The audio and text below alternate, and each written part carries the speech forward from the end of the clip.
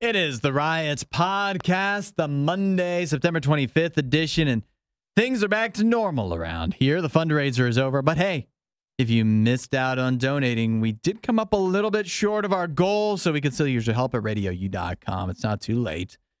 But let's get down to business. Isaiah, we had some positive news, most would say, come across the wire this morning, and that is that the Writers Guild of America has reached a tentative deal with the Hollywood studios.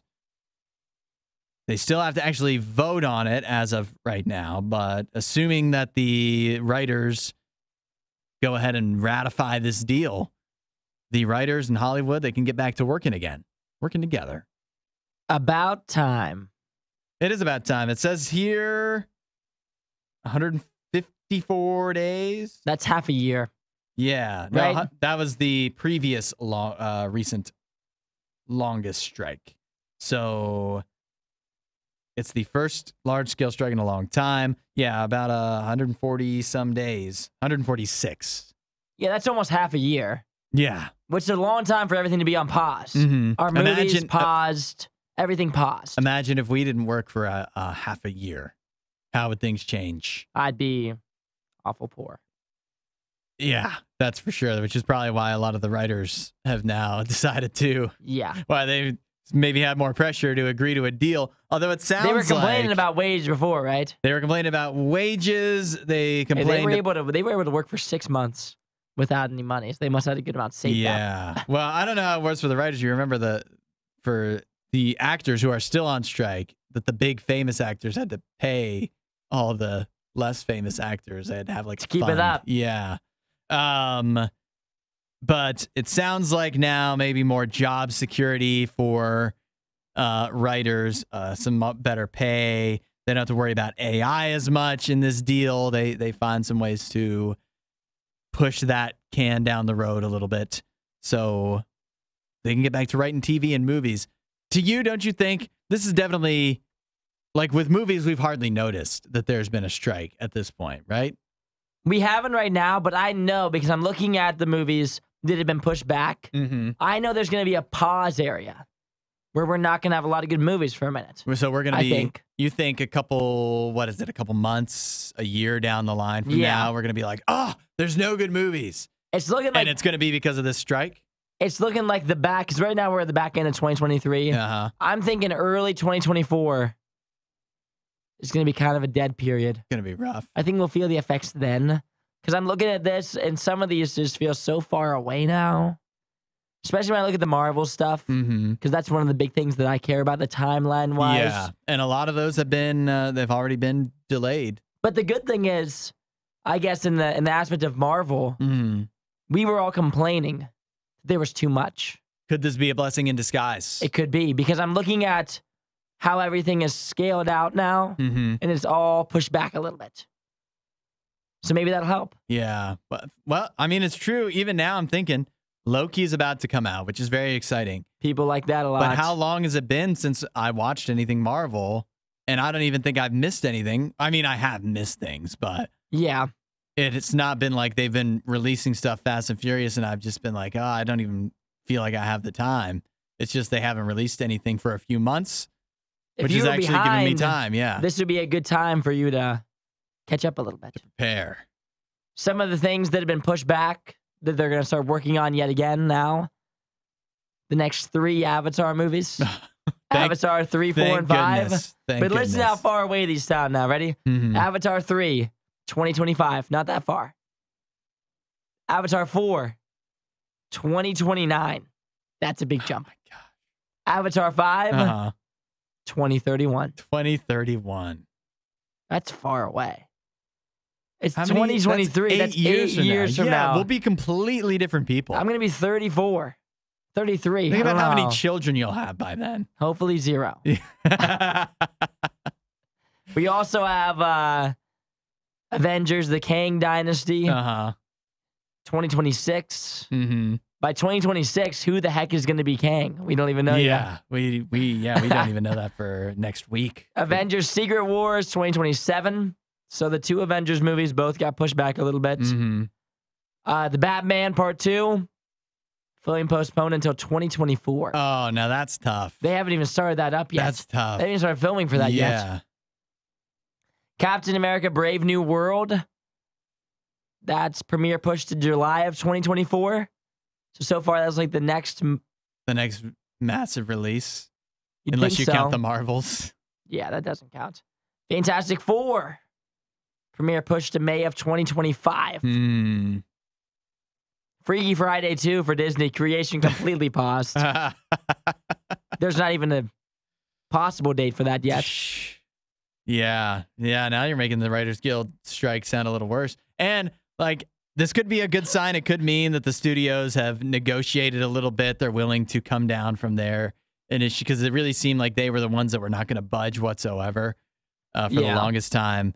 But keep in mind that the actors are still on strike, so it may be a good sign. Maybe these studios will now be willing to budge with the actors too, but maybe not. Maybe this is still it's not all over. Everything just doesn't go back to being, going full bore here now that the writer's strike is about to be over. So I don't know.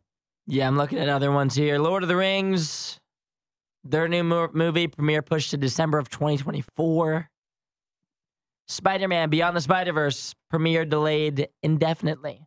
So still not sure there. Yeah, that's unfortunate too, because the last Spider-Verse was only a trailer for this Spider-Verse. Yeah, exactly. And then other than that, that's everything that's on pause that matters to me. It is frustrating. Yeah, it is difficult. It is crazy to just look at you lay all that out and think about how by the time so many of these things that seem exciting, if they came out today, it'd be exciting. But by the time they actually do get around to being made, will I even care? Will I be the same person I am now? Or will I have different interests? Will I have moved on? I know I haven't moved on particularly from Marvel for all these years, but at the same time, who knows how I'll be, how I would change. Yeah, I could be way different. I could be into musical theater by then. I could be on a birding kick. Theater. I could be, who knows what my interests will be in 2031 when Avatar 5 comes out. Yeah. Or maybe I'll be even more interested. I'll be on the edge of my seat, like, finally they're releasing it. I don't know. You turn the tables on Avatar and all of a sudden you're all into it. Yeah. The third one will be the one.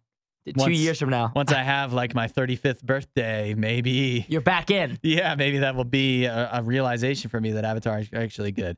All right, we got a good podcast coming up for you. This is the real thing. No fundraising the rest of the way. Back to normal. Just how we like it. The way we like it. It is The Riot. See you guys. Nobody does it better. The Riot, Radio U. Isaiah, I've got a beach vacation coming up later this week, heading to Pensacola Beach. Exciting. You ever been there? I don't know that I have. Maybe I have. It's near what is it, Destin, Florida? I've been there, yep. Yeah, so, I mean, they're pretty much the same. You think there's jellyfish there?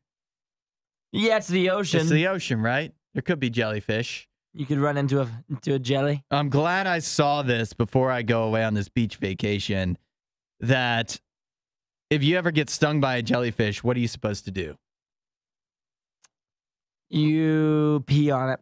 That's what everybody assumes, right? Yeah. According to some new research here from scientists, that's not what you're supposed to do at all.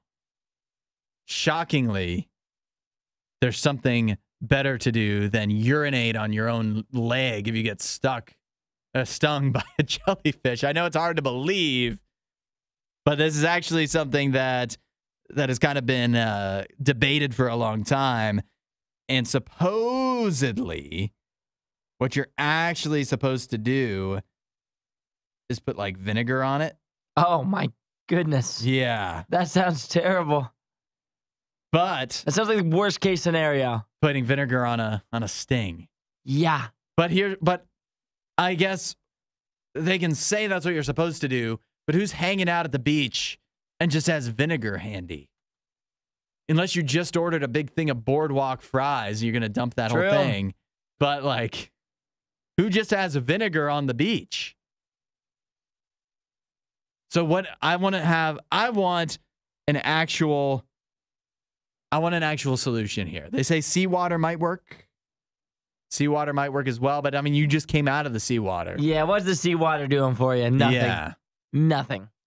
They say the steps that they recommend, scientists recommend, if you get stung by a jellyfish, step 1, rinse with seawater or vinegar.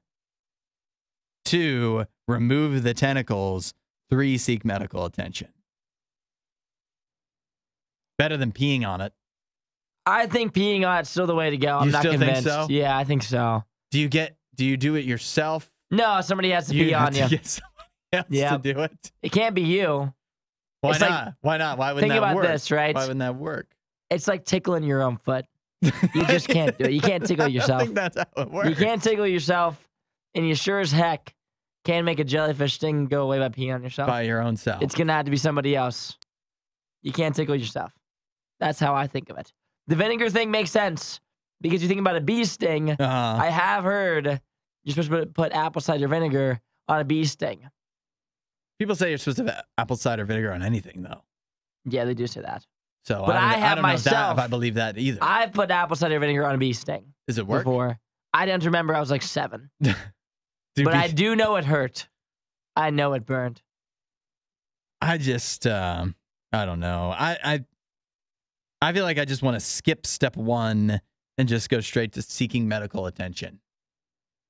See, if you're realistically at the beach, though, and you do get stung by a jellyfish, I know the doctors say it doesn't help, but you're for sure looking to your closest friend, and you're like, you're going to have to pee on me.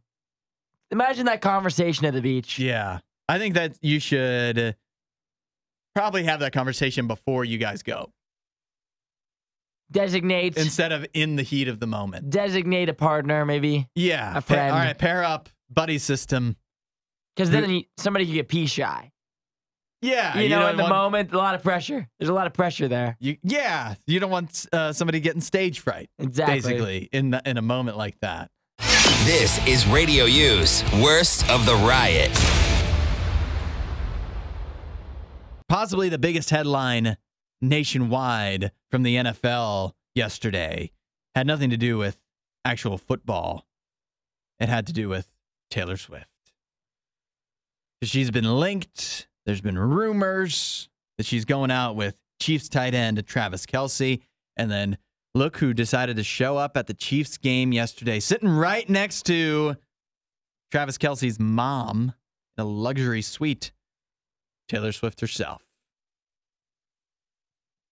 And then, of course, so here's what I wanted to get at, is that Patrick Mahomes was asked after the game. He was asked by Aaron Andrews, do you realize how much pressure was on you from the Swifties to get Travis Kelce a touchdown? Terrible reporting. You don't think that's a good question? You think you could do better than it's an awful question. Television's Aaron Andrews? 100% a terrible question. That's an awful question. What would you have asked? I would have asked anything about the game. I think for Patrick Mahomes, number one, extremely inappropriate. You think so? Yes. To put him as a... You're never, as a reporter... Put pressure on him as a wingman? As a reporter, you're never supposed to talk about relationships in a press conference of a football game. Imagine if he went up to Andy Reid, if Aaron Andrews went up to Andy Reid, the head coach of the Kansas City Chiefs, and said anything about Patrick Mahomes' wife. Extremely inappropriate for him to say anything. Any comment. This is different. This is definitely different. Also, that'd be more interesting. Any comment, extremely inappropriate. Well, so I think for Aaron Andrews to say anything about Taylor Swift, inappropriate. What's that have to do with the game? Nothing. I think this is less inappropriate than if she went ahead and asked, like, anything. You know what was inappropriate yesterday? The Bears. The Bears were inappropriate. Yeah, they were trash. What was she supposed to ask? Something on the field? About something on the field? That's your job. That's boring. She's trying to make a Chiefs-Bears game interesting. A 41-point blowout. This is the best question she could have asked. And my next question to you is, do you ever think about, like, what if, like, we're kind of in a similar situation every morning where I'm Patrick Mahomes and you're Travis Kelce, and there could be like a woman out there you're trying to impersonate. She could be watching. You might not know. You might not realize she's listening in. And so I guess now I feel like I have a lot of pressure on myself. This is ridiculous. To tee up touchdowns for you. A literal ridiculous talk. I think that I see I understand Patrick Mahomes and what he's going through today. I feel like if I was Patrick Mahomes, I would be like, no comment. What a ridiculous question. It's not a ridiculous question. One thing about this too, like how many percentage of NFL football fans that were like, why are Travis Kelce, Taylor Swift, are they linked? Are they together? Percentage of football fans that even knew that, probably low. It's 100% after yesterday. Well, now they do because Travis Kelce, yet again, a little bit of a clout chaser. Yeah, I'll be the one to say it. He is. Who are you more disappointed by? Taylor Swift or Travis Kelce? Both sides. Aaron Andrews. All three. Terrible look. And you know who I feel bad for? Travis Kelce's mom. You think she knows Taylor Swift? And Everybody knows Taylor Swift. Listen, I know she knows who she is. But if she's forced to sit next to her for an entire football game, and it's one thing if it's like your actual girlfriend or something. Travis goes like, yeah, you're going to sit next to this random girl. You have no idea who she is. Obviously, she's Taylor Swift. You guys have never talked before, but sit next to her for 4 quarters and keep her entertained. You're so negative about Taylor Swift. I just think it was a wild side storyline. I'm disappointed in her because I want something better for her. And I know Travis Kelce's not the one. Radio U's Worst of the Riot podcast. Halloween is only a few weeks away now. We're basically 1 month away. Not too early to decorate, right? No, not too early. I got some decorations up. You do? What was your decoration? Your witch wiener dog? Your witch basset hound little... I have a basset hound with a broom in his mouth and a witch hat on. I also have a pumpkin. Oh, you got a pumpkin? I have an Ohio State pumpkin. Real or fake? It is a real pumpkin. Real. Painted or carved? It's painted. Painted. I bought it from Kroger. It just has like the Ohio State Buckeyes emblem across it. It was like $4, so I was like automatic. And I did also pick up some fall scented candles. Some pumpkin scented candles. I got 3 of them. And they smell darn good. Wow. So it might not look very Halloween in my house, but boy, does it smell like it. This is a great time of year for candles. It is. It's a good time for some candles. I have most of my, I'll say I have all of my outdoor Halloween decorations now up as well, but I'd like to add more. I'd like to get something else to add to the equation, but I'll tell you what I should not add, according to wildlife experts, something that a lot of people decorate with for Halloween: fake spider webs. A clean look. Wildlife experts and officials are speaking out and asking people this Halloween season to avoid using the fake spider webs in their Halloween decorating outdoors. And the reason why is because they're concerned that animals will get tangled up in the spider webs. Much like a real spider web would tangle up tiny little bugs, they feel that the big fake spider webs will tangle up. Let me see. What animals are they specifically concerned about? Like a mouse? Like they say hummingbirds. Okay, birds makes more sense. Owls, butterflies, bees, and other small airborne creatures. You think I care about a bee?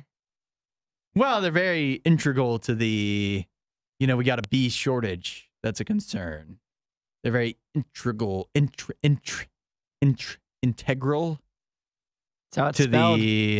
the environment, to the pollination process. We want to keep all of our crops healthy. We need a lot of bees. So I think you should be concerned about that. Yes, you think I care I do. About an insect? Okay, fine. Owls don't concern you? See, but I've never seen an owl, so I don't even know that creature is real. You've heard them. Surely. You live down in the middle of nowhere. But I also feel like barn owls. I feel like owls pretty powerful. Pretty powerful bird. You think they could just flap right through the fake spider webs? Come on. Hummingbirds? I guess if they're flying, maybe are they thinking they're going to fly through your porch? Maybe. Yeah. And it's just going to take them down. What about hummingbirds, though?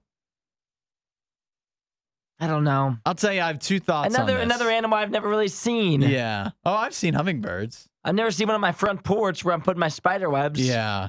Don't put the spider web next to your hummingbird feeder. Just don't put it like out in trees. Put it like on the front porch where birds don't usually fly through. I have 2 thoughts. And one One is, how often do you see a hummingbird or an owl trapped in a fake spider web for Halloween? Never. I don't think I've ever seen that. And I've seen plenty of fake spider webs. Now, if an owl was trapped in it, that would add to the spookiness, wouldn't it? It would.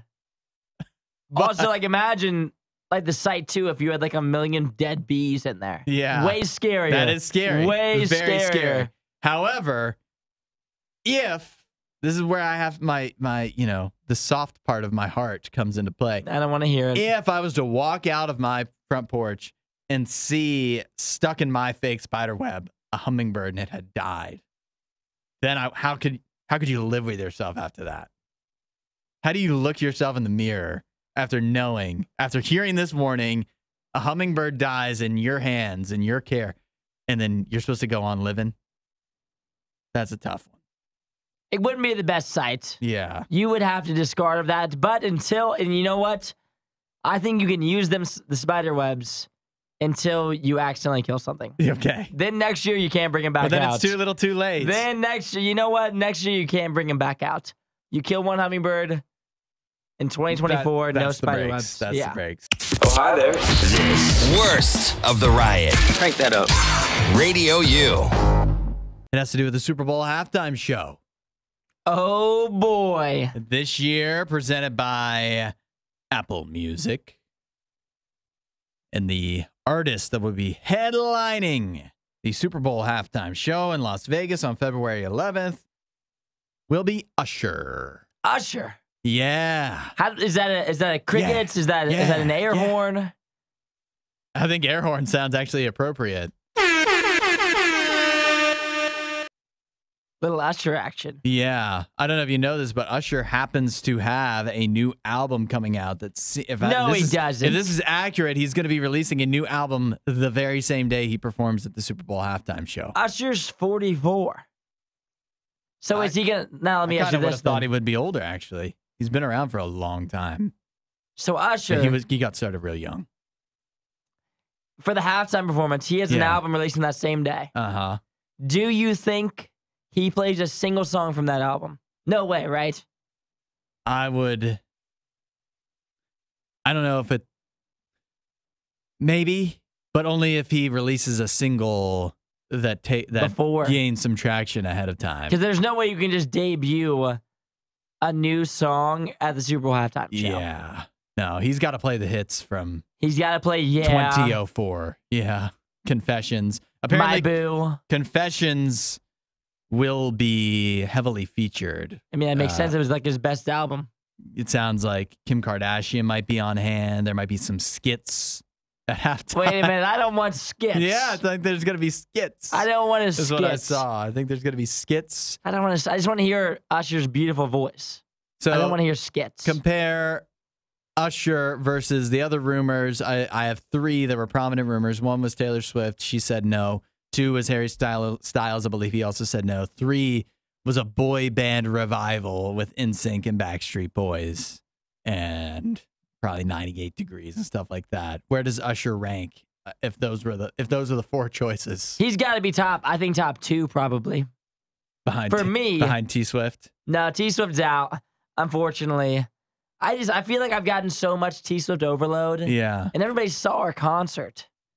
If you wanted to see Taylor Swift, you saw it. And so what's you going to do with the halftime show that you didn't just do with the Eras Tour? Okay. You know? Yeah. We've all heard a lot of her songs recently, so out. And then we have who? Harry Styles. Nah, it just doesn't do much for me. Mm-mm.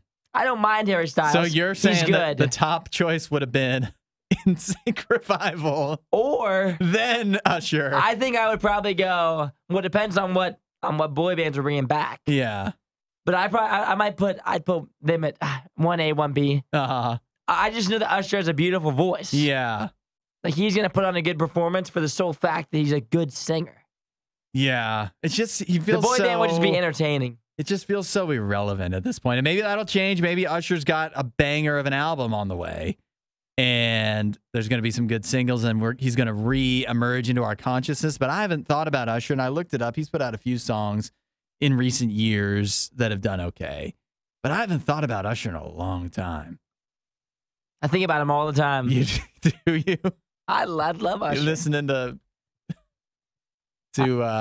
OMG all the time or something? Every weekend. Yeah, every weekend. I hear every single one. And it still hits pretty hard. It still holds true, man. 15 years later. He's gonna put together a good halftime performance. It will be a party, won't it? Yeah. Maybe he can also maybe he'll get freelance. He's gonna freelance. He'll do some songs maybe that are his own. I think you can get like LMFAO to come on too. Oh my gosh. It'd be timely appropriate, I think. Usher can get anybody he wants to come on, probably. He definitely could. Wasn't that a great Riot clip? While you're here, you should watch more of our videos and subscribe so you don't miss what we do next.